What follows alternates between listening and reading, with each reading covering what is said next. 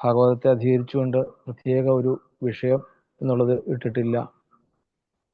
ഒരു സമാപനം എന്നുള്ള രീതിയിൽ, സമർപ്പണം എന്നുള്ള രീതിയിൽ ഭാഗവതത്തിൽ നിന്ന് നമുക്ക് എന്ത് ഉൾക്കൊള്ളണം, എന്താണ് ജീവിതത്തിലേക്ക് നമ്മൾ പകർത്തേണ്ടത്, ഭാഗവതം കൊണ്ട് നമ്മൾ ഏത് രീതിയിലാണ് അതിനെ നമ്മളുടെ ജീവിതവുമായി ഘടിപ്പിച്ച് കൊണ്ടുപോകേണ്ടത് എന്നുള്ളതിനെക്കുറിച്ചൊരു പരാമർശം നമ്മളുടെ ഭാഗവത കുടുംബത്തിൽ നിത്യം ഇതിൻ്റെ എല്ലാ പ്രവർത്തനങ്ങളുടെയും ഒക്കെ താങ്ങായിക്കൊണ്ട് നിൽക്കുന്ന ഒരു തൂണുകളിൽ ഒരു തൂണാണ് വിമല വിജയൻ മഞ്ചേരി വിമലേച്ചി. തീർച്ചയായിട്ടും ആ ഉപാസനകളിലൂടെയും അതുപോലെ ഭാഗവതത്തെ പരിചയപ്പെട്ടിട്ടുള്ളവർക്കും ഒക്കെ അതിൽ നിന്ന് എന്താണ് നമുക്ക് ജീവിതത്തിലേക്ക് കാണിച്ചു തരുന്നത് എന്നുള്ള ഒരു വഴികാട്ടി, ഏത് രീതിയിലാണ് നമുക്കതിനെ സ്വീകരിക്കേണ്ടതെന്നും എന്താണ് അതിൽ നിന്ന് ഉൾക്കൊള്ളേണ്ടതെന്നും ഒക്കെ ചുരുങ്ങിയ വാക്കുകളിലൂടെ നമുക്ക് പറഞ്ഞു തരുന്നു. നമുക്കെല്ലാവർക്കും ആ അമ്മയെ ഈ വേദിയിലേക്ക് ക്ഷണിക്കാം. എല്ലാവിധ ആചാരമര്യാദകളോടും കൂടി ആ പാദങ്ങളിൽ നമസ്കരിച്ചുകൊണ്ട് ഈ വേദി അലങ്കരിക്കുവാൻ വേണ്ടിയിട്ട് വിമല വിജയൻ വിമലേച്ചിയെ സ്നേഹത്തോടുകൂടി ഈ വേദിയിലേക്ക് സ്വാഗതം ചെയ്യുന്നു. ഗോവിന്ദനാമ സങ്കീർത്തനം ഗോവിന്ദ ഗോവിന്ദ.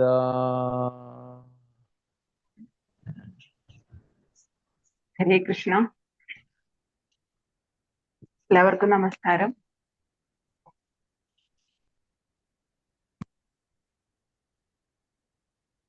എല്ലാവർക്കും നമസ്കാരം. ഗുരുർബ്രഹ്മ ഗുരുർവിഷ്ണു ഗുരുർദേവോ മഹേശ്വര ഗുരു സാക്ഷാൽ പരബ്രഹ്മ തസ്മൈ ശ്രീ ഗുരവേ നമഃ. യോന്ത പ്രവിശ്യ മമ വാചമിമാം പ്രസുപ്താം സഞ്ജീവയത്യഖില ശക്തിധര സ്വധാംന അന്യാം ച ഹസ്തചരണശ്രവണത്വഗാധീൻ പ്രാണാൻ നമോ ഭഗവതേ പുരുഷായ തുഭ്യം. വാണീ ഗുണാനുകഥനേ ശ്രവണോപധായാം ഹസ്തൗ ച കർമ്മസു മനസ്തവ പാദയോർനഃ സ്മൃത്യാം ശിരസ്തവ നിവാസ ജഗത് പ്രണാമേ ദൃഷ്ടി സദാം ദർശനേസ്തു ഭവത്തനൂനാം. കൃഷ്ണം കൃഷ്ണാഭഗാത്രം വരകരതലപൃത്പൂർണഹയ്യം കവീനം വാമേ വേണും കരേ ബിഭ്രതമതിസരസം ബാലകം മഞ്ജുഹാസം. മൗലൗ മായൂരപിഞ്ച പ്രഭമകുടമഹോ രക്തകൗശേയരാജത് കൗപീനം സ്വർണഭൂഷം നിയതമുഷസിതം നൗമി വാതാലയേശം. ശ്രീഹരയേ നമഃ. എല്ലാവർക്കും ഒരിക്കൽ കൂടി നമസ്കാരം. ഈ ഭാഗവത കുടുംബത്തിന്റെ അമരത്തിരിക്കുന്ന, നമുക്ക് എന്നും നിത്യേന ഒരുപാട് നല്ല കാര്യങ്ങൾ പറഞ്ഞു തരുന്ന ഈ ഭാഗവത കുടുംബത്തെ നയിക്കുന്ന ശ്രീ മരുതിരുമേനിക്കും ഈ ഭാഗവത കുടുംബത്തിലെ ഭാഗവതത്തെ ഇഷ്ടപ്പെടുന്ന, ഭാഗവതത്തെ സ്നേഹിക്കുന്ന ഒരുപാട് സുഹൃതികൾക്കും എല്ലാ സജ്ജനങ്ങൾക്കും എൻ്റെ വിനീതമായ നമസ്കാരം. ഒരുപാട് അറിയുന്നവർ എൻ്റെ മുമ്പിൽ ധാരാളം ഇരിക്കുന്നുണ്ട്. എനിക്കറിയുന്ന ചെറിയ കാര്യം ഞാൻ എല്ലാവരുമായിട്ട് പങ്കുവയ്ക്കുന്നു. തെറ്റുകളുണ്ടെങ്കിൽ ക്ഷമിക്കണം. ഇതിലെല്ലാ തെറ്റുകളും എൻ്റെ മാത്രം ആണ്. എല്ലാവർക്കും ഒരിക്കൽ കൂടി നമസ്കാരം. എല്ലാവരുടെ അനുഗ്രഹത്തോടു കൂടി ഞാൻ എനിക്കറിഞ്ഞത് പറയാം. ഇവിടെ എനിക്ക് തന്നിട്ടുള്ള വിഷയം ഭാഗവത സന്ദേശമാണ്. ഈ ഭാഗവതത്തിൽ 12 സ്കന്ധങ്ങളിൽ 10 ലക്ഷണത്തോടുകൂടി 12 സ്കന്ധങ്ങളിൽ 335 അധ്യായം, 6 അധ്യായം മഹാത്മ്യം, ഇതടക്കം 341 അധ്യായത്തിലൂടെ ഓരോ ശ്ലോകങ്ങളിലും അതിലടങ്ങിയിട്ടുള്ള ഓരോ ശ്ലോകങ്ങളുടെ ഉള്ളിലും നമുക്ക് ആ ഭഗവാൻ പറഞ്ഞു തന്നിട്ടുള്ള, വ്യാസഭഗവാൻ നമുക്ക് തന്നിട്ടുള്ള ആ ശ്ലോകങ്ങളിൽ ഓരോന്നിലും ഓരോ സന്ദേശമുണ്ട്. ആ സന്ദേശം നമ്മൾ ഓരോ ശ്ലോകത്തിലൂടെ, അർത്ഥത്തിലൂടെ പദം മുറിച്ച് വ്യാഖ്യാനം ചെയ്ത് നമ്മൾ പഠിച്ചാൽ നമുക്ക് അതിൽ നിന്നുള്ളതെല്ലാം മനസ്സിലാക്കാൻ സാധിക്കും. ഇവിടെ ഭഗവാൻ സ്വർഗാരോഹണത്തിന് തയ്യാറായി നിൽക്കുന്ന സമയത്ത് ഉദ്ധവര് ഭഗവാനോട് ചോദിക്കാണ്, ഭഗവാനെ, ഇനി വരാനിരിക്കുന്ന കലികാലം എന്തുമാത്രം കഷ്ടപ്പാടുകളിലൂടെയാണ് ആൾക്കാർക്ക്, ജനങ്ങൾക്ക് പോകേണ്ടി വരുന്നത്. അവർക്ക് ഈ കലികന്മഷം തീരുവാൻ വേണ്ടി അവർക്ക് ഭഗവാനെ ഒന്ന് കാണാനോ, ഒന്ന് ഭജിക്കാനോ, ഒന്ന് അനുഭവിക്കാനോ എങ്ങനെയാണ് സാധിക്കുക?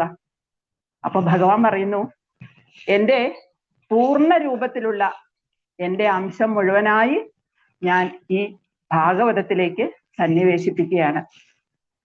ഭഗവാൻ കൃഷ്ണൻ തന്നെയാണ് ഭാഗവതം.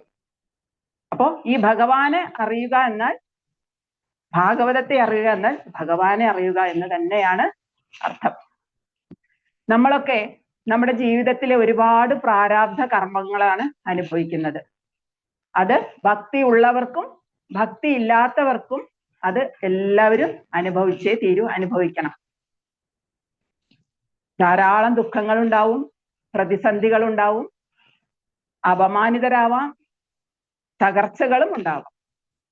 പക്ഷേ അതെല്ലാം നമ്മൾ അനുഭവിച്ചേ പറ്റൂ. പൊതുവെ ഭക്തിയുള്ളവർക്കൊക്കെ ഒരു ധാരണയുണ്ട്, എനിക്ക് നല്ല ഭക്തിയുണ്ട്, എൻ്റെ ഭഗവാൻ എൻ്റെ കൂടെയുണ്ട്, എന്നിട്ടും എനിക്ക് എന്താ ഇങ്ങനെ എന്ന് ചിലരെങ്കിലും ചിലപ്പോഴെങ്കിലും നിരാശപ്പെട്ടിരിക്കാം. പക്ഷേ നമ്മുടെ പുരാണങ്ങളും ഇതിഹാസങ്ങളും ഒക്കെ പറയുന്നു, ഈ ജീവിതം തന്നെ ദുഃഖമയമാണ്.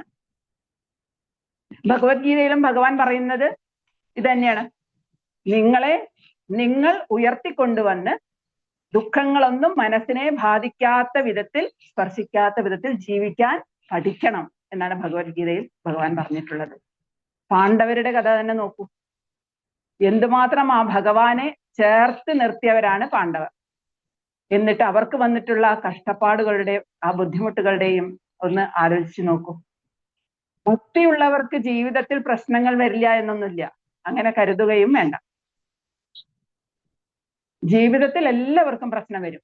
ഭക്തിയുള്ളവർക്കില്ല, ഭക്തിയുള്ളവർക്കുണ്ട്, അങ്ങനെയൊന്നുമില്ല. നമ്മൾ അതിനൊരു ഉദാഹരണം, നമ്മൾ ഓപ്പറേഷൻ ചെയ്യുന്ന സമയത്ത് അനസ്തേഷ്യ കൊടുക്കും, ആ വേദന അനുഭവിക്കാതിരിക്കാൻ, അറിയാതിരിക്കാൻ. അപ്പൊ ആ വേദന അറിയാതിരിക്കുന്ന അതേപോലെ മനസ്സിനെ കീറി മുറിക്കുന്ന അനുഭവങ്ങൾ ഉണ്ടാവുമ്പോഴും ആ മനസ്സിനെ സ്പർശിക്കാത്ത വിധത്തിൽ മനസ്സെപ്പോഴും സ്വസ്ഥമായിരിക്കാൻ, അതേപോലെ ആ മനസ്സിന് വളരെ സന്തോഷത്തോടു കൂടി ഇരിക്കാൻ കഴിയുന്ന ഒരു അനസ്തേഷ്യയാണ്, അല്ലെങ്കിൽ അനസ്തേഷ്യ ആയിരിക്കണം ഭക്തി. അപ്പോ ഈ ഇന്ന് തന്നിട്ടുള്ള ഈ ഭാഗവത സന്ദേശം എന്ന് പറയുന്നത് ഒരുപാട് കാര്യങ്ങളുണ്ട്. അതിൽ നിന്ന് ചെറിയൊരു മുത്ത്, ആ മുത്ത് മാത്രം ഞാനെടുത്ത് എനിക്കറിയുന്ന രീതിയിൽ ഒന്ന് പറയാമെന്ന് വിചാരിക്കാണ്. ആത്മീയത ഒരു വ്യക്തി ജീവിതത്തിൽ എങ്ങനെയാണ് എന്ന് എൻ്റെ അറിവിന്റെ ഉള്ളിൽ നിന്ന് ഞാൻ പഠിച്ച രീതിയിൽ ഒന്ന് പറയാം. ഈ 21ാം നൂറ്റാണ്ടിലും ശാസ്ത്രം ഇത്രയേറെ പുരോഗമിച്ചിട്ട്, ടെക്നോളജി ഇത്രയേറെ പുരോഗമിച്ചിട്ടും ഈ 21ാം നൂറ്റാണ്ടിലും ആത്മീയതയ്ക്ക് എന്ത് പ്രസക്തിയാണുള്ളത്? ശരിയാണ്, ശാസ്ത്രം പുരോഗമിച്ചു, ടെക്നോളജി പുരോഗമിച്ചത് കൊണ്ടാണ് നമുക്ക് ഇന്ന് ഈ ഡൈനിങ് ടേബിളിൽ ഇരുന്ന് ഈ ഭാഗവതം 7 ദിവസം യാതൊരു ബുദ്ധിമുട്ടും കൂടാതെ രാവിലെ 5:30 മണി മുതൽ വൈകുന്നേരം 7:30 മണി വരെ നമ്മൾക്ക് ഇഷ്ടത്തിനനുസരിച്ച് എല്ലാ പാരായണങ്ങളും കേട്ട്, എല്ലാ പ്രഭാഷണങ്ങളും കേട്ട്, നമ്മുടെ ഇഷ്ടത്തിന് പോയി ഭക്ഷണം കഴിച്ച് വെള്ളം കുടിച്ച് എല്ലാം ചെയ്യാൻ സാധിക്കുന്നത് ഈ ടെക്നോളജിയുടെ പുരോഗമനം കൊണ്ട് മാത്രമാണ്. പക്ഷേ ഈ ടെക്നോളജി പുരോഗമിച്ചു ആലും, ശാസ്ത്രം പുരോഗമിച്ചാലും മനുഷ്യർ പുരോഗമിച്ചിട്ടുണ്ടോ? അതില്ല എന്നാണ് നമ്മുടെ ചുറ്റുപാട് നടക്കുന്ന അനുഭവങ്ങൾ നമ്മളെ പഠിപ്പിക്കുന്നത്. മനുഷ്യരിൽ ആ മാനുഷികമായ ഗുണങ്ങളൊന്നുമില്ല, ക്ഷമ തീരെയില്ല, സഹിഷ്ണുത ഒട്ടുമില്ല. അപ്പൊ ഇതിൽ നിന്നെല്ലാം മനസ്സിലാക്കാം, ശാസ്ത്ര പഠനം കൊണ്ടോ ശാസ്ത്രം പുരോഗമിച്ചത് കൊണ്ടോ മനുഷ്യൻ പുരോഗമിക്കുന്നില്ല. മനുഷ്യൻ പുരോഗമിക്കാതെ ശാസ്ത്രം മാത്രം പുരോഗമിച്ചത് കൊണ്ട് ഒരു നേട്ടവുമില്ല. അപ്പോ നമ്മുടെ ചുറ്റും റോബോട്ടുകൾ ഉണ്ട് എന്ന് മാത്രം. നമുക്ക് മനസ്സ് തുറന്നൊന്ന് ചിരിക്കാനോ ഒന്ന് സംസാരിക്കാനോ ഒന്നും സാധിക്കുകയില്ല. അപ്പോ അതുകൊണ്ട് തന്നെ മനുഷ്യ പുരോഗതിക്ക് ഒരേ ഒരു വഴിയാണ് ആത്മീയത. ആത്മീയതയിലൂടെയാണ് യഥാർത്ഥത്തിൽ ഈശ്വരനെ അറിയുകയാണ് നമ്മൾ. ആത്മീയതയിലൂടെ മാത്രമേ നമുക്ക് ഈശ്വരനെ അറിയാൻ സാധിക്കുകയുള്ളൂ. അങ്ങനെ ഈശ്വരീയമായ ഗുണങ്ങൾ നമ്മൾ വളർത്തിയെടുക്കണം. അങ്ങനെ വളർത്തി എടുക്കുന്നതിനെയാണ് ആത്മീയത എന്ന് പറയുന്നത്. പിന്നെ ചിലർ ചോദിക്കും, ദൈവത്തിന്റെ പേരിലും ഇവിടെ ക്രൂരതകൾ നടക്കുന്നുണ്ടല്ലോ. ഉണ്ട്, ദൈവത്തിന്റെ പേരിലും ഇവിടെ ക്രൂരതകൾ നടക്കുന്നുണ്ട്. അതിനാണ് അന്ധവിശ്വാസം എന്ന് പറയുന്നത്. അന്ധത, ഇരുട്ട്.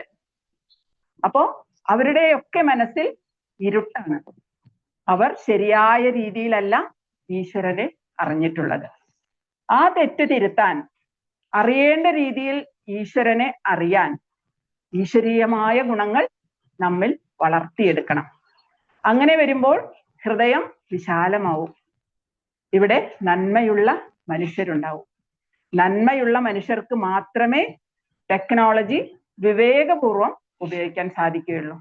അല്ലെങ്കിൽ പുരാണങ്ങളിൽ പറഞ്ഞ പോലെ ഭസ്മാസുരന് വരം കൊടുത്ത പോലെ മൂർച്ചയുള്ള വാളുകൊണ്ട് അവനവനെയും നശിപ്പിക്കും, ഒപ്പം മറ്റുള്ളവരെയും നശിപ്പിക്കും. അപ്പൊ അതുകൊണ്ട് ആദ്യം വേണ്ടത് മനുഷ്യൻ വിവേകമുള്ളവനാവുക എന്നതാണ്.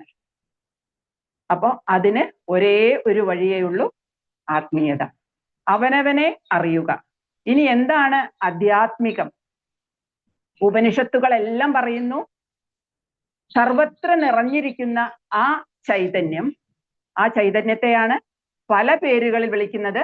ഈശ്വരനെന്നും പരമാത്മാവെന്നും പരബ്രഹ്മമെന്നും. മറ്റു മതക്കാർ അത് പല വിധത്തിൽ വിളിക്കുന്നു. ആ ഒരേ ഒരു ചൈതന്യം, എല്ലാ ചൈതന്യം ഒന്നാണ്. ഏത് മതത്തിലുള്ള ചൈതന്യവും ഒന്ന് തന്നെയാണ്, പല പേരിൽ വിളിക്കുന്നു എന്ന് മാത്രം. ആ ഒരേ ഒരു ചൈതന്യത്തിന് ഒരു സങ്കല്പം, അതിന് പലതാവണം. ആ തോന്നൽ എന്തിനു തോന്നി എന്നതിന് ഉത്തരമില്ല. അതിനെയാണ് ലീല എന്ന് പറയുന്നത്. നമുക്കറിയാം, ഒരു കളിക്കാൻ ഒരു കുട്ടികളൊന്നുമില്ലാതെ ഒരു കുട്ടി മാത്രം, ആ കുട്ടിക്ക് കളിക്കാൻ ആരുമില്ല. അപ്പൊ ആ കുട്ടി തന്നെ അച്ഛനായും അമ്മയായും ടീച്ചറായും കുട്ടിയായും കുട്ടികളായും എല്ലാം അഭിനയിച്ച് രസിക്കുന്നത് കാണാം. ആ കുട്ടിക്ക് അറിയില്ല, ആ കുട്ടി അത് മാറി മാറി ഓരോന്നായിട്ട് അഭിനയിച്ച് കളിച്ച് രസിക്കുകയാണ്. ഇതുപോലെയാണ് ഈ ലോകത്തിൽ സംഭവിക്കുന്നത് എന്നാണ് ഉപനിഷത്തുക്കൾ പറയുന്നത്. അപ്പൊ ഒരേ ഒരു ഈശ്വരൻ, ആ ഈശ്വരന്റെ സങ്കല്പത്താൽ എന്തിന് എന്നതിന് ഉത്തരമില്ല. അത് ആ ഭഗവാന്റെ ഇച്ഛയാണ്. ആ കുട്ടിയോട് ചോദിച്ചാലും അതിന് ഉത്തരമില്ല. ആ കുട്ടിക്കൊരു രസം. അതുകൊണ്ട് ഒരേ ഒരു ഈശ്വരൻ പലതാകുമ്പോൾ ആ പലതായതും ഈശ്വരനാണെന്ന് നമുക്ക് തിരിച്ചറിയാൻ കഴിയണം. ഇതുപോലെയാണ് ആ പരമാത്മാവിന്റെ തന്നെ വിവിധ രൂപത്തിൽ, വിവിധ ആകൃതിയിൽ നമ്മൾ കാണുന്ന ഈ ലോകത്തിലെ സർവ ചരാചരങ്ങൾ. ആ പരമാത്മാവ് എന്ന് പറയുന്ന ആ ചൈതന്യം എന്നും ഉള്ളതാണ്. അത് സത്യമാണ്, അത് നിത്യമാണ്. എന്നാൽ ആ പരമാത്മാവ് പലതാവാൻ വേണ്ടി തന്നെ ശക്തിയായ ആ മായാദേവിയെ, ആ മായാശക്തിയെ ഉപയോഗിക്കുകയാണ്. അതായത് അങ്ങനെ മായാശക്തിയെ കൂട്ടുപിടിച്ച് ഉപയോഗിക്കുന്നതെല്ലാം നിത്യമല്ല. അത് ഉണ്ടായി നിലനിന്ന് മറിഞ്ഞു പോകുന്നതാണ്. പിന്നെ ഈ മായയിലും നിത്യമായിട്ടുള്ളത് ഓരോ ശരീരത്തെയും ഓരോ മനസ്സിനെയും ചൈതന്യവത്താക്കുന്ന ജീവാത്മാവാണ്. എന്താണ് ജീവാത്മാവ്? ഒരു ഉദാഹരണം. ഒരു കുടങ്ങളിൽ നിറയെ കുറേ കുടങ്ങൾ. ഈ കുടങ്ങൾ നമ്മുടെ ശരീരമായിട്ട് സങ്കല്പിക്കുക. ആ കുടത്തിലുള്ള വെള്ളം, അതിൽ നിറച്ച വെള്ളമാണ് നമ്മുടെ മനസ്സ്. ഈ കുടങ്ങളെല്ലാം നിരത്തി വെച്ചാൽ ആ വെള്ളത്തിലേക്ക് സൂര്യനോ ചന്ദ്രനോ പ്രതിബിംബിക്കുമ്പോൾ ആ പ്രതിബിംബം ഇതുപോലെയാണ് നമ്മുടെ ഒക്കെ ഉള്ളിലെ ആ ഹൃദയ ഗുഹയിൽ, മനസ്സെന്നും ഹൃദയമെന്നും വിളിക്കുന്ന, അതിനെ കാണാൻ സാധിക്കില്ല, എക്സ്റേ എടുത്ത് നോക്കുമ്പോൾ കാണുന്ന ഹൃദയമല്ല, സ്കാനിങ്ങിലൂടെ കാണുന്ന ഹൃദയമല്ല, സ്കാനിങ്ങിലും കാണാൻ പറ്റാത്ത ആ ഹൃദയ ഗുഹയിൽ ഒരു ഗുഹയുണ്ട്. ഈ ചൈതന്യത്തെ സൂക്ഷിച്ചു വെക്കുന്ന ഒരു ഹൃദയ ഗുഹയുണ്ട്. ആ ഹൃദയ ഗുഹയിലേക്കാണ് ഈ പ്രതിബിംബം പ്രതിഫലിച്ച് കാണുന്നത്. ഈ പ്രതിഫലിച്ച് കാണുന്നതിനെയാണ് ജീവാത്മാവ് എന്ന് പറയുന്നത്. ഇതിനെ തന്നെയാണ് അധ്യാത്മം എന്ന് പറയുന്നത്. അപ്പോൾ ജീവൻ എന്ന് നമ്മൾ വിളിക്കുന്നത് ആ ജീവനെയാണ്, ആ ഈശ്വരനെയാണ്. ഈ ഞാൻ എന്ന് പറയുന്നത് ആ ജീവനെ തന്നെയാണ്. അത് മനസ്സിലാക്കണമെങ്കിൽ ചില കാര്യങ്ങൾ ചിന്തിക്കേണ്ടതുണ്ട്. ഒരു ആൾ അപകടം പറ്റി ശരീരം കോമയിലായി എന്ന് സങ്കല്പിക്കുക. പക്ഷേ ശരീരം നിശ്ചലമാണ്, പക്ഷേ അയാൾ മരിച്ചിട്ടില്ല, അയാൾക്ക് ജീവനുണ്ട്. അപ്പൊ ശരീരം നിശ്ചലമായാലും ആ ശരീരത്തിനുള്ളിൽ ജീവൻ ഉള്ളത് കൊണ്ട് അയാൾ മരിച്ചിട്ടില്ല. അപ്പൊ ശരീരം നിശ്ചലമായാലും ആ ശരീരമല്ല അയാൾ. ഇതുപോലെ മനസ്സ്, നമ്മൾ ഉറങ്ങുമ്പോൾ മനസ്സാണ് നിശ്ചലമാവുന്നത്. അതുകൊണ്ടാണ് നമ്മൾക്ക് ചുറ്റും നടക്കുന്നത് എന്താണെന്ന് അറിയുന്നില്ല, നമ്മൾ എവിടെയാണ് കിടക്കുന്നത് എന്ന് അറിയുന്നില്ല. അപ്പോ മനസ്സ് നിശ്ചലമായാലും ഒരാൾ മരിക്കുന്നില്ല. അപ്പൊ ശരീരം നിശ്ചലമായാലും മരിക്കുന്നില്ല, മനസ്സ് നിശ്ചലമായാലും മരിക്കുന്നില്ല. അപ്പോ പിന്നെ എപ്പോഴാണ് ശരീരം നിശ്ചലമായാലും മനസ്സ് നിശ്ചലമാവാത്തതുപോലെ, മനസ്സ് നിശ്ചലമാവുമ്പോഴും മരണം സംഭവിക്കാത്ത പോലെ പിന്നെ എപ്പോഴാണ് മരണം സംഭവിക്കുന്നത്? ആ ശരീരത്തിൽ നിന്ന് ജീവൻ പുറത്തേക്ക് പോകുമ്പോഴാണ് മരണം സംഭവിക്കുന്നത്. അപ്പോ ജീവനാണ് ഈ ഞാൻ, ആ ജീവാത്മാവാണ് ഞാൻ എന്ന് നമ്മൾ എപ്പോഴും പറയുന്നത്. ഇത് ശരിക്കും മനസ്സിലാവണമെങ്കിൽ നമ്മുടെ 3 ദിവസം മുമ്പുള്ള പ്രഭാഷണത്തിന് മായാജി കാണിച്ച പോലെ ഒരു സ്ക്രീൻ വെച്ച്, നമ്മുടെ ലാപ്ടോപ്പ് വെച്ച് ഓരോന്ന് കാണിച്ചു തന്നാൽ ഒരാളുടെ മനസ്സിൽ നിന്നും ഈ പരമാത്മാവ് ജീവാത്മാവെന്നും മറന്നേ പോവില്ല. ആ സാഖ്യയോഗം മായാജി എന്ത് വൃത്തിയായിട്ടാണ്, ഒരാൾക്ക് ഇത് മറന്നിട്ടുണ്ടാവില്ല. അത് ആ സാഖ്യയോഗം എന്ന വളരെ ബുദ്ധിമുട്ടുള്ള കപിലോപദേശം എന്ത് ഈസി ആയിട്ടാണ് അവർ പറഞ്ഞു തന്നത്. അതേപോലെ ഈ പരമാത്മാവ് ജീവാത്മാവ് ബന്ധങ്ങളെല്ലാം ഇതേപോലെ ഒരു സ്ക്രീൻ വെച്ച് പറഞ്ഞു തന്നിട്ടുണ്ടെങ്കിൽ എല്ലാവരുടെ മനസ്സിലും അത് എന്നും നിലനിൽക്കും. നമുക്ക് ഇന്ന് ആ സൗകര്യം ഇല്ല, ഞാൻ ഫോണിലൂടെയാണ്, എൻ്റെ അടുത്ത് സിസ്റ്റം ഇല്ല. അപ്പൊ ഈ ഒരു സത്യത്തിലേക്ക് നമ്മെ നയിക്കുന്നതാണ് ആത്മവിദ്യ. പക്ഷെ നമുക്ക് ആർക്കും തന്നെ നമ്മുടെ ഉള്ളിൽ ആത്മീയ സ്വരൂപത്തിൽ ഇരിക്കുന്നത് ആ ഈശ്വരനാണ് എന്ന ബോധം ഉദിക്കുന്നേയില്ല.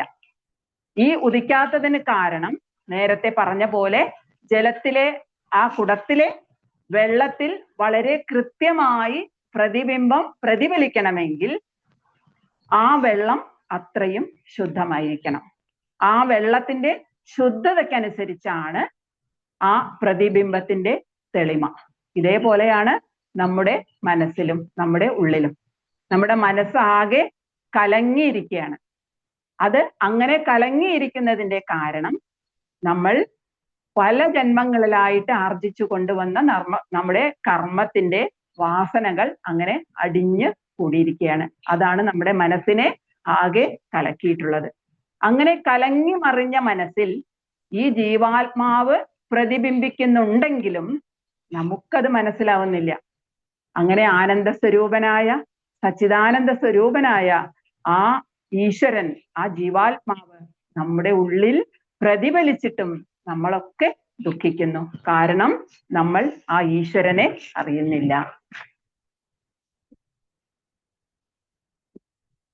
ആ ഈശ്വരനെ എൻ്റെ ഉള്ളിൽ സ്ഫുരിക്കുന്നത്, ആ ജീവാത്മ സ്വരൂപത്തിൽ ഇരിക്കുന്നത് ഈശ്വരൻ തന്നെ ആണ് എന്ന ഒരു ബോധ്യം വരുത്താനുള്ള സാധനയാണ് ആത്മീയ സാധന എന്ന് പറയുന്നത്.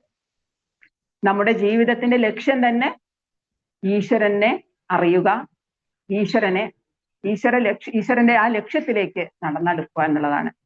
എൻ്റെ ഉള്ളിൽ ഇരിക്കുന്നത് ഈശ്വരനാണ് എന്ന സങ്കല്പം അനുഭവവേദ്യമാക്കുകയാണ് നമ്മുടെ ഓരോരുത്തരുടെയും ജീവിത ലക്ഷ്യം.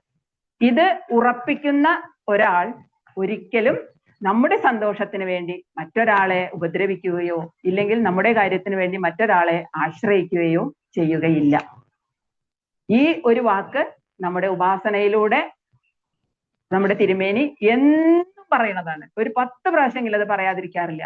നമ്മൾ നമ്മുടെ സന്തോഷത്തിന് വേണ്ടി മറ്റുള്ളവരെ ഉപദ്രവിക്കാതെ ജീവിക്കാനുള്ള ആ തത്വം എന്നും നമ്മൾ കേൾക്കുന്നതാണ്. എന്തിനും ഏതിനും ഭഗവാൻ മാത്രം, ലോകത്തിലുള്ള ഒന്നിനെയും ആശ്രയിക്കരുത്. അതിപ്പോഴേ ശീലിച്ചു തുടങ്ങണം. എന്നാൽ മാത്രമേ ഒരു കാലത്ത് നമ്മൾ ഒറ്റപ്പെടുമ്പോൾ നമ്മുടെ മനസ്സ് എന്നും സന്തോഷമായിരിക്കാനും സ്വസ്ഥമായിരിക്കാനും സാധിക്കുകയുള്ളൂ. അല്ലാതെ നമ്മുടെ സന്തോഷത്തിന് ഈ ലോകത്തിനെ മാത്രം ആശ്രയിച്ചിരിക്കുകയാണെങ്കിൽ അത് മറഞ്ഞു പോകുന്നതാണ്. ഈ ലോകം ഒരു ദിവസം ഇല്ലാതാകുന്നതാണ്. ഈ ലോകത്തിലുള്ള ഓരോ വസ്തുക്കളും ഓരോ വ്യക്തികളും അത് എന്നും നമ്മൾ മനസ്സിൽ ഓർക്കണം. ഇതാണ് സാധന. പിന്നെ ഈ കേട്ടത് അത് ഇവിടെ വെച്ച് മറന്നു പോകാതെ ഇതിനെക്കുറിച്ച് നല്ല രീതിയിൽ മനനം ചെയ്യണം. നമ്മൾ വെറുതെ ഇരിക്കുമ്പോൾ ഈ കേട്ടതെല്ലാം, ഒരു യാത്ര പോകുമ്പോൾ നമ്മൾ അനുഭവിച്ചത്, നമ്മൾ കേട്ടതെല്ലാം അത് ഒരു പ്രാവശ്യം കൂടി ചിന്തിച്ച് നമ്മളത് മനനം ചെയ്യണം. അങ്ങനെ ഇതെല്ലാം എല്ലാ കാലത്തും നമ്മുടെ കൂടെ ഉണ്ടാവുമോ, ഇതിനെ ആശ്രയിക്കുന്നത് നല്ലതാണോ എന്നുള്ള ആ ചിന്ത, ഇതിനെ ആശ്രയിച്ചാൽ ഞാൻ ദുഃഖിക്കേണ്ടി വരുമോ, ഇവരാരും എൻ്റെ കൂടെ ഉണ്ടാവില്ല എന്നിങ്ങനെയുള്ള ആ ചിന്ത, ഇത് മാത്രമാണ്. അതേസമയം ഈശ്വരൻ തന്നെ നമ്മുടെ ചുറ്റും പല രൂപത്തിലുണ്ട്. അപ്പോ ഇത് നമ്മൾ ചുറ്റുമുള്ളത് ഈശ്വരീയമായ ഓരോ ആൾക്കാരുടെ ഉള്ളിലും ജീവസ്വരൂപമായിട്ടിരിക്കുന്ന ഭഗവാൻ തന്നെയാണ്. ചിലർ പറയും, ചില അമ്മമാര് പറയാറുണ്ട്, എൻ്റെ പേരക്കുട്ടികൾ വന്നില്ല, എൻ്റെ മക്കള് വന്നില്ല, അതുകൊണ്ട് എനിക്ക് ഒരു സന്തോഷമില്ല. നമ്മുടെ ചുറ്റുമുള്ളവരും നമ്മുടെ കുട്ടികളാണെന്നും നമ്മുടെ ഓരോ സ്ഥലങ്ങളെല്ലാം നമ്മുടെ ഓരോ അമ്മമാരെ കാണുമ്പോൾ നമ്മുടെ അമ്മയാണെന്നും എന്നുള്ള ആ ബോധം നമുക്കുണ്ടെങ്കിൽ നമ്മൾ എന്നും ഒരിക്കലും ഒറ്റപ്പെടുകയില്ല. അപ്പോ എല്ലാവരുടെ ഉള്ളിലും ആ ജീവസ്വരൂപമായിട്ടിരിക്കുന്ന ഭഗവാനാണെന്ന് നമ്മൾ ഉറച്ചു വിശ്വസിക്കുക. അത് ചുറ്റുമുള്ളവരെല്ലാം നമ്മുടെ സ്വന്തമാണെന്ന് വിചാരിക്കുകയും ചെയ്യുക. അങ്ങനെ ചിന്തിച്ചാൽ തന്നെ നമ്മുടെ ഹൃദയം വിശാലമാകും. അങ്ങനെ വിശാലതയോടെ ഈ ലോകത്തെ നോക്കിക്കാണാൻ ശ്രമിച്ചാൽ നമ്മൾ ഈ ലോകത്ത് ഒരിക്കലും ഒറ്റപ്പെടുകയില്ല. പിന്നെ എല്ലാവരെയും ഒരേപോലെ കാണാൻ സാധിക്കുക എന്ന് പറഞ്ഞാൽ തന്നെ അതിലും വലിയൊരു പുണ്യം വേറെയില്ല. അങ്ങനെ ഓരോന്നും ചിന്തിക്കുമ്പോഴാണ്, അങ്ങനെയാണ് നമ്മൾ ഓരോ കാര്യങ്ങളും മനനം ചെയ്യേണ്ടത്. നാമം ചൊല്ലുന്നതും പുരാണ പഠനവും ഇതിഹാസ പഠനവും ക്ഷേത്ര ദർശനവും അതിൻ്റെ കൂടെ ഈ മനനം ഉണ്ടെങ്കിൽ മാത്രമേ അത് പൂർണ്ണതയിൽ ആവുകയുള്ളൂ. മനസ്സിന് ഒരു വ്യക്തത വരികയുള്ളൂ. നമ്മൾ പഠിച്ചത് പ്രായോഗികമാക്കുകയാണ് ഈ മനനത്തിലൂടെ. അതിനെ ശ്രമിച്ചുകൊണ്ടേയിരിക്കണം. ഒരു ഒച്ചയുള്ള വേഗതയിലായിരിക്കും അതിൻ്റെ പുരോഗതി. എന്നാലും സാരമില്ല. കാരണം ഭഗവാൻ കൃഷ്ണൻ പറയുന്നുണ്ട്, നിങ്ങൾ ഇതിൽ നിന്ന് കുറച്ച് മുന്നോട്ട് പോയാൽ മതി. എന്നാൽ വലിയ ഭയത്തിൽ നിന്ന്, അതായത് നമ്മുടെ എല്ലാം വലിയ ഭയം എന്ന് പറയുന്നത് മരണഭയമാണ്. നമ്മുടെ മരണമല്ല, നമ്മുടെ മരണത്തിന് വലിയ ഭയം ഉണ്ടാവില്ല. പക്ഷെ നമുക്ക് വേണ്ടപ്പെട്ടവരുടെ ആ മരണം, ആ മരണത്തിൽ നിന്ന് പോലും നിങ്ങൾക്ക് മുക്തി ലഭിക്കുന്നതാണ് എന്നാണ് ഭഗവാൻ പോലും പറയുന്നത്. അപ്പൊ നമ്മൾ ഇന്ന് ജീവിച്ചിട്ടുള്ള, ഇന്ന് കിട്ടുന്ന ഈ സുഖം, നമുക്ക് കണ്ണ് കാണാൻ കഴിയുന്നു, കാത് കേൾക്കാൻ കഴിയുന്നു, നമുക്ക് സംസാരിക്കാൻ കഴിയുന്നു, നടക്കാൻ കഴിയുന്നു. ഇതെല്ലാം നമുക്ക് കിട്ടിയിട്ടുള്ള ഈ പുണ്യങ്ങളെല്ലാം ഞാൻ വിശ്വസിക്കുന്നു എൻ്റെ പൂർവ്വജന്മത്തിൽ ഏതോ ഒരു പുണ്യം ചെയ്ത ഒരാൾ ചെയ്തിട്ടുള്ള പുണ്യകർമ്മങ്ങൾ കൊണ്ട് തന്നെയാണ് എനിക്ക് ഇന്ന് ഇവിടെ ഇരുന്ന് ഈ ഭാഗവതം വായിക്കാനും ഈ ഇതെല്ലാം ചെയ്യാൻ സാധിക്കുന്നത് എന്നാണ് ഞാൻ ഉറച്ചു വിശ്വസിക്കുന്നത്. കാരണം ഈ ജന്മത്തിൽ ചെയ്ത പുണ്യമൊന്നുമല്ല. അപ്പോ നമ്മൾ എന്താ ചെയ്യേണ്ടത്? ഈ ജന്മത്തിൽ നമുക്ക് കിട്ടിയിട്ടുള്ള ഈ സുഖ സൗകര്യങ്ങളിൽ നിന്ന് കുറച്ചുകൂടി ഒരു പടി കൂടി മുന്നിലേക്ക് കയറി, അങ്ങനെ കയറി വരാനുള്ള ആ ഒരു ഭക്തി, ആ ഒരു സാധ്യത ഭഗവാൻ എന്നും തരണമേ എന്ന് പ്രാർത്ഥിക്കുകയാണ്. അപ്പോ അങ്ങനെ നമുക്ക് വേണ്ടപ്പെട്ടവരുടെ മരണത്തിൽ നിന്ന് പോലും നമുക്ക് മുക്തി ലഭിക്കും എന്ന് ഭഗവാൻ തന്നെ പറഞ്ഞിട്ടുണ്ട്. ഇതാണ് സാധാരണ ഈ ലോകത്തിൽ ഏതെങ്കിലും ഒരു കാര്യം പൂർണ്ണതയിൽ എത്തി എന്ന് പറയുന്നത് ഈ മനനത്തിലൂടെ മാത്രമേ സാധിക്കുകയുള്ളൂ. അതിന്റെ ഏതൊരു കാര്യം ആ ഫലപ്രാപ്തിയിൽ എത്തുമ്പോഴാണ് അതിന് ഒരു പൂർണ്ണത. ഒരു മത്സര പരീക്ഷയ്ക്ക് ഒരു കുട്ടി പരീക്ഷ എഴുതി ആ കുട്ടിക്ക് അതിന്റെ റിസൾട്ട് വന്നാൽ മാത്രമേ അതിന് ഒരു പൂർണ്ണതയുള്ളൂ. അതുവരെ ക്ഷമയോടെ കാത്തിരിക്കണം. എന്നാൽ ഈ ആത്മീയത, ആധ്യാത്മ സാധന എന്ന് പറയുന്നത് തുടക്കം തന്നെ രസമാണ്. ഓരോ പടി കയറും തോറും അതിന്റെ ഓരോ പടികൾ കയറി കയറി വരുമ്പോഴും അതിൽ നിന്ന് കിട്ടുന്ന ഒരു ആനന്ദമുണ്ട്. നമ്മൾ ഭഗവാനെ അനുഭവിക്കാൻ തുടങ്ങും. ഭഗവാനെ നമ്മൾ അനുഭവിച്ചു തുടങ്ങും. ഓരോ നിമിഷവും നമ്മൾ അത് അനുഭവിക്കും. ആ ഭഗവാന്റെ സാന്നിധ്യം അത് നമ്മൾ അനുഭവിക്കും. ഇത് സത്യമാണ്, അത് ഉറപ്പായിട്ടും സാധിക്കും എന്ന് തന്നെ എൻ്റെ ഓരോ അനുഭവങ്ങളും. എല്ലാവർക്കും അതുപോലെയുള്ള അനുഭവങ്ങൾ ഉണ്ടായിരിക്കാം. ഭാവന കൊണ്ട് ഭഗവാനോട് ചേർന്നിരിക്കുക, അതിന് മനനം വളരെ പ്രധാനമാണ്. ഇപ്പോൾ ഒരുപാട് പ്രഭാഷണങ്ങളുണ്ട്, യൂട്യൂബിലൂടെയും ലൈവിലൂടെയും എല്ലാം പ്രഭാഷണങ്ങളുണ്ട്. എല്ലാവരും അത് കേൾക്കുന്നുണ്ട്. പക്ഷേ ആ പ്രഭാഷണം കേട്ടിട്ടും ആളുകൾ നന്നായോ എന്ന് ചോദിച്ചാൽ, അത് കേട്ടു അവിടുന്ന് എണീറ്റ് കഴിഞ്ഞാൽ അത് കഴിഞ്ഞു. പക്ഷെ അങ്ങനെ പാടില്ല. അത് മനനം ചെയ്തുകൊണ്ടേയിരിക്കണം. എന്താണ് അതിൽ പറഞ്ഞിട്ടുള്ളത്? ഇത് എന്താണ് അങ്ങനെ? നമ്മുടെ ഓരോ അനുഭവങ്ങളും ഓരോ വസ്തുതകളും അതുമായി ബന്ധിപ്പിച്ച് നമ്മൾ മനനം ചെയ്യാൻ ശ്രമിക്കണം. ഇങ്ങനെ മനനം ചെയ്ത് നമ്മൾ അത് എന്താണെന്ന് അറിയാൻ ശ്രമിക്കണം. പിന്നെ നമ്മൾ ഏതെങ്കിലും ഒരു പുരാണം ദിവസം കേൾക്കണം.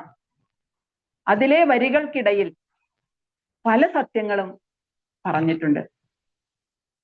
ഗ്രന്ഥപഠനം വളരെ പ്രധാനമാണ്. നാമജപവും ഒപ്പം പഠനവും തുടക്കം മുതൽ പഠിക്കണം. ശ്രദ്ധയോടെ കേൾക്കുക, അത് മനനം ചെയ്യുക, പിന്നെ ജീവിതത്തിൽ അത് പ്രാവർത്തികമാക്കുക. പതുക്കെ സാധിക്കുകയുള്ളൂ, എന്നാലും സാധിക്കും, ഒരു സംശയവും വേണ്ട. അങ്ങനെ സാധിക്കുമ്പോൾ നമ്മൾ നമ്മുടെ ജീവിത ലക്ഷ്യത്തിലേക്ക് പതുക്കെ നടന്നു തുടങ്ങുമ്പോൾ നമ്മൾ ആ ലക്ഷ്യത്തിലേക്ക് എന്തായാലും എത്തിച്ചേരും. നമ്മളെ ഒരു ദുഃഖവും ബാധിക്കുകയില്ല. ഒരു പ്രശ്നവും നമുക്ക് പ്രശ്നമല്ലാതായി തീരും. കാരണം നമ്മുടെ കൂടെ ഭഗവാനുണ്ട്. നമ്മുടെ കാഴ്ചപ്പാട് തന്നെ മാറുകയാണ് ചെയ്യുന്നത്. നമ്മുടെ ഹൃദയത്തിൽ ഒരു തെളിച്ചമുണ്ടാവും. അപ്പോൾ അത് നമുക്ക് വെറുതെ ഇരുന്നാലും മനസ്സിന് ഒരു സന്തോഷമാണ്. അതിനുള്ള ഒരേ ഒരു ഉത്തരം, നമ്മുടെ മനസ്സിൽ ഈശ്വരൻ, ആ ഭഗവാൻ, ആ ജീവാത്മാവ് പ്രകാശിക്കുന്നു. അത് തന്നെയാണ് അതിന്റെ ഉത്തരം. നമുക്ക് ഏവർക്കും അങ്ങനെ സന്തോഷിക്കാൻ, ആ ഭഗവാൻ ഉള്ളിലുണ്ട് എന്ന ബോധ്യം വരുവാൻ സാധിക്കട്ടെ. പിന്നെ വേറൊരു കാര്യം, നമ്മൾ ആഹരിക്കുന്നത് എന്തും ശുദ്ധമായിരിക്കണം. ആ ആഹരിക്കുന്നത് എന്തും പറഞ്ഞാൽ കാണുന്നത്, കേൾക്കുന്നത്, ചിന്തിക്കുന്നത്, പറയുന്നത് എല്ലാം ശുദ്ധമായിരിക്കണം.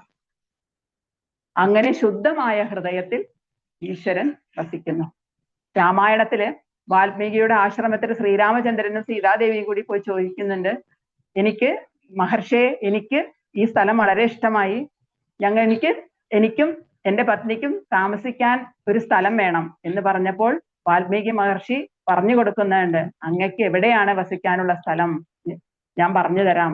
ആരുടെയൊക്കെ ഹൃദയത്തിലാണോ അങ്ങക്ക് വസിക്കാനുള്ള സ്ഥലം എന്നുള്ളത് ഒരു 2-3 പേജ് അത് വായിച്ചു നോക്കിയാൽ നമുക്ക് മനസ്സിലാവും. ആ വായിച്ചു കഴിഞ്ഞാൽ നമ്മുടെ മനസ്സിൽ അറിയാതെ കണ്ണുനീർ വന്നു പോകും. അപ്പോ അങ്ങനെ നമ്മൾ ഇതേപോലെ വിശാലമായി ചിന്തിക്കുക, നല്ലത് ചിന്തിക്കുക, നല്ലത് പ്രവർത്തിക്കുക ചെയ്താൽ തന്നെ നമ്മുടെ മനസ്സിൽ ആ ഭഗവാൻ വസിക്കും. ആ വസിക്കുന്നത് നമുക്ക് അനുഭവപ്പെടുകയും ചെയ്യും. അങ്ങനെ എല്ലാവർക്കും ജീവിതത്തിൽ അത് പകർത്താൻ സാധിക്കട്ടെ. പുരാണ പഠനം ഒരു പ്രചോദനമാവട്ടെ, പ്രഭാഷണം ഒരു പ്രചോദനമാകട്ടെ, മനനം ചെയ്യുവാൻ എല്ലാവർക്കും സാധിക്കട്ടെ എന്ന് പ്രാർത്ഥിക്കുന്നു. പിന്നെ എനിക്ക് ഇങ്ങനെ ഒരു അവസരം തന്ന ആ ജഗദീശ്വരനോടും മനത്തിരുമേനിയോടും എൻ്റെ അകമഴിഞ്ഞ നന്ദി ഞാൻ രേഖപ്പെടുത്തുന്നു. എനിക്ക് വലിയ കഴിവൊന്നുമില്ല. എല്ലാവരുടെ മനസ്സിലും ചെറിയൊരു തീപ്പൊരി ഉണ്ടായിരിക്കും. ആ തീപ്പൊരി ഊതി അവർക്ക് ഒരു കൈ സഹായം തന്ന് പിടിച്ച് പൊന്തിക്കുമ്പോഴാണ് ദൈവം നമ്മുടെ മുന്നിലുണ്ട് എന്ന് നമ്മൾ മനസ്സിലാക്കുന്നത്. അങ്ങനെ ഒരു നല്ലൊരു ഒരു കൈ തന്നെയാണ് മനു തിരുമേനിയത്. കാരണം എനിക്കിതൊന്നും അറിയില്ലായിരുന്നു. എന്നെ ഇങ്ങനെയെങ്കിലും 2 വാക്ക് പറയാൻ എന്നെ പ്രേരിപ്പിച്ച് പ്രചോദനം തന്നത് അദ്ദേഹമാണ്.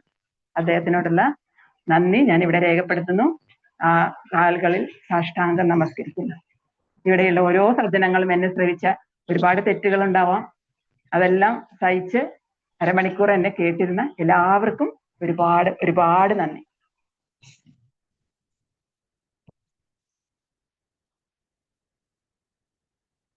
കീർത്തനം ഗോവിന്ദ ഗോവിന്ദ.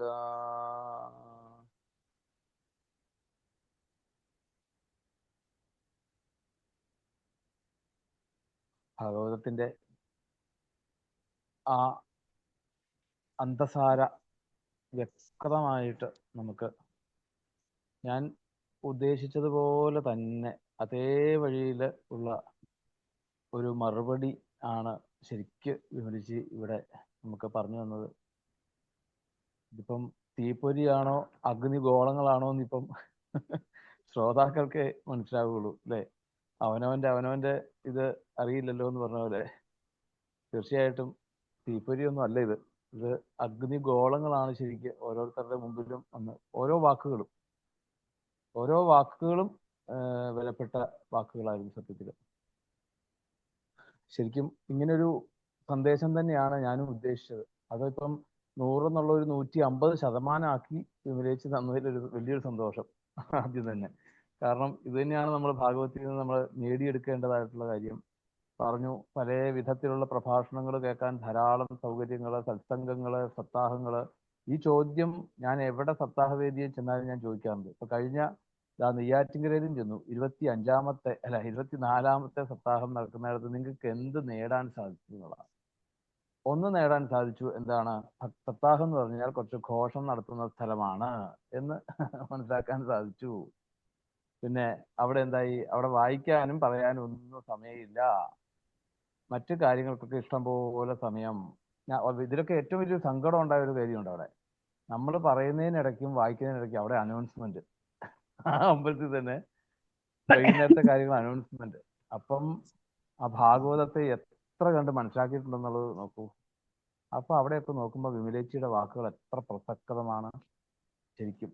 അത് വലിയൊരു സംഭാവനയാണ് ഇന്ന് ശരിക്ക് വിമലേച്ചിയുടെ ഈ ഒരു ഇതിനകത്ത്. എനിക്ക് തോന്നുന്നത് ഇത് തന്നെയാണ് സമർപ്പണം എന്നാണ് എനിക്ക് തോന്നുന്നത്. ശരിക്കും ഈ യജ്ഞത്തിന്റെ സമർപ്പണം എന്ന് പറയുന്ന സംഭവം ഹൈലൈറ്റ് ആയിട്ട് നിൽക്കുന്ന വാക്കുകൾ ഇതാണ്. ശരിക്കും ഇതാണ് വേണ്ടത് ഭാഗവതത്തിൽ നിന്ന്. നമുക്ക് ഞാൻ പറഞ്ഞില്ലേ, ഈ പറഞ്ഞ പോലെ നമുക്ക് ഈ ഭക്തി എന്ന് പറയുന്നതും അതുപോലെ തന്നെ ഭാഗവതം, നാരായണീ എന്നൊക്കെ പറഞ്ഞുകൊണ്ട് നമ്മൾ ഒരു പ്രത്യേക ഒരു ഇത് കൊടുക്കുക. അതൊന്നും ഭക്തിയുടെ ഒരു നിദാനമേ അല്ല. അത് എത്ര കണ്ട് നമ്മുടെ ജീവിതത്തിലേക്ക് നമുക്ക് കൊണ്ടുവരാൻ സാധിച്ചു എന്നുള്ളത് പറയുമ്പോൾ മാത്രമേ നമുക്ക് അതിനോടുള്ള ഒരു മമത തീരുന്നുള്ളൂ അല്ലേ. ഋഷികടം തീരുക എന്നൊക്കെ പറയുമ്പോൾ ഋഷികടം എപ്പോഴാണ് തീരുന്ന ഋഷികടം? ഈ പുരാണത്തെ ആശ്രയിച്ച് നമുക്ക് അനുഭവവേദ്യമായിട്ട് മറ്റുള്ളവരിലേക്ക് പറഞ്ഞു കൊടുക്കുന്നത്. വെറുതെ പണ്ഡിറ്റ് ഗോപാലൻ നായരുടെ വ്യാഖ്യാനം വായിച്ചിട്ട് കാര്യമില്ല. ഉണ്ടോ? ശ്രീധരവാര്യരുടെ വ്യാഖ്യാനം ഇങ്ങനെ നോക്കിക്കൊണ്ട് വായിച്ചിട്ട് ഒരു കാര്യമില്ല. പ്രഭാഷണം എന്ന് പറയുമ്പം ശരിക്കും ഇത് മനസ്സിലാക്കിയിട്ട് എന്താണ് ഇതിൽ നിന്ന് നമുക്ക് പകർത്തേണ്ടതെന്നുള്ളതിനെ കുറിച്ച് സ്വന്തം ആശയങ്ങളാണ് പറയേണ്ടത്. അവിടെയാണ് പ്രഭാഷണത്തിന്റെ മികവിരിക്കുന്നത് അല്ലേ. ഇപ്പം പല പ്രഭാഷണങ്ങളും ഞാൻ അതുകൊണ്ട് തന്നെയാണ് ഈ തവണത്തെ പ്രഭാഷണ ശൈലി ഇങ്ങനെ ആക്കിയതിന്റെ കാര്യം തന്നെ അതാണ്. നമുക്ക് പ്രഭാഷണം എന്ന് പറയുമ്പോൾ അതല്ലേ വേണ്ടത് ശരിക്കും അല്ലേ. എല്ലാ തവണയും നരസിംഹാവതാരം പറയുമ്പോഴും അല്ലെങ്കിൽ കൃഷ്ണാവതാരം പറയുമ്പോഴും രുക്മിണി സമയം ആ കഥകൾ ഇങ്ങനെ വിസ്തരിച്ച് അത് നമുക്ക് ആസ്വദിക്കാൻ വയ്യായികയൊന്നുമില്ല. പക്ഷേ ഓരോരുത്തർക്കും ഓരോ വ്യക്തിത്വങ്ങളുണ്ട്, അവരുടേതായിട്ടുള്ള വ്യക്തിത്വമായിട്ടുള്ള ആശയങ്ങളുണ്ട്. ആ ആശയങ്ങളെ പോയിന്റ് ചെയ്തുകൊണ്ട് സംസാരിക്കുമ്പോഴാണ് അയാളുടെ പ്രഭാഷണം എന്ന് എടുത്തു പറയാൻ നമുക്ക് സാധിക്കുക. പ്രഭാഷണം ഇപ്പോഴും അങ്ങനെ വേണം. അല്ല ഒരു സ്ഥലത്ത് പറഞ്ഞത് തന്നെ അതേപോലെ വേറൊരു സ്ഥലത്ത് പറയുക, അതല്ല, അങ്ങനെയല്ല. നമ്മളുടേതായിട്ടുള്ള ചില ആശയങ്ങളുണ്ട് അല്ലേ. ഇപ്പൊ ഞാൻ പറഞ്ഞിട്ട് ഞാൻ എൻ്റെ കേമത്തം പറയല്ല കേട്ടോ. ബോംബെയില് അല്ലെങ്കിൽ ഇപ്പം ശ്രീജിയോട് ചോദിച്ചാൽ അറിയാം, നെയ്യാറ്റിൻകരയില് ഞാൻ ആവർത്തിക്കും, നിങ്ങളുടെ മുമ്പിൽ ആവർത്തിക്കുന്നത് പോലെ തന്നെ ഈശ്വര സങ്കല്പത്തെ ആവർത്തിക്കും. കാരണം അത് ഒരു കാലത്ത് നമ്മുടെ ഉള്ളിലേക്ക് നമുക്ക് ഉറപ്പിക്കാൻ പറ്റാത്തൊരവസ്ഥയാണ് ഈ ലൗകിക ജീവിതത്തിൽ. അപ്പൊ ആ ഈശ്വര സങ്കല്പം നമുക്ക് മനസ്സിലാക്കി കഴിഞ്ഞാൽ രക്ഷപ്പെട്ടു അത്. ആ ഭാഗവതത്തിന്റെ ആ കീ നമുക്ക് വ്യക്തമായിട്ട് മനസ്സിലാക്കി കഴിഞ്ഞാൽ നമുക്ക് ഭാഗവത്തെ കൂടുതൽ കൂടുതൽ നമുക്ക് അതിന്റെ ആ അഗാധ തലങ്ങളിലേക്ക് ഇറങ്ങി ചെല്ലാൻ സാധിക്കും. തീർച്ചയായിട്ടും വളരെയധികം സന്തോഷം.